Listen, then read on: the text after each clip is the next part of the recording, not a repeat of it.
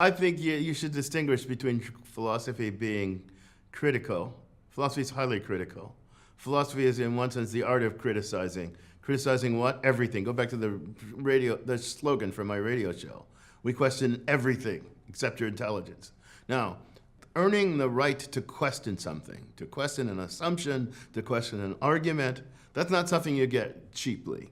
And philosophy trains you in the art of relentless questioning, relentless criticizing.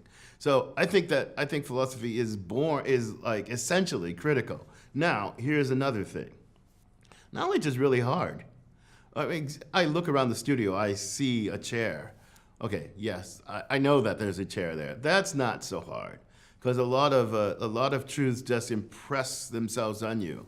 But truth in science, the search for scientific truth, like how does the universe work? That's really hard. What's the moral truth? That's really hard, because there's all these competing points of view. Philosophy is about what you have to do to earn the right to be considered a claim that's true, that's reasonable, that ought to be believed. And I think that's a really important thing. I don't think philosophy is mostly about asserting truth, but questioning claims to know, questioning claims that this is the truth. I say, where do you get off? With what authority, with what right do you claim that's true? Well, then now you have to show me your evidence. And then I say, well, wait a minute, that evidence doesn't add up to that. And you say, well, here's my argument. I say, wait a minute, that argument doesn't show that, because here's why. That's what we do when we philosophize. I think it's a highly useful skill. I actually think it's a skill that every citizen of a democracy ought to have.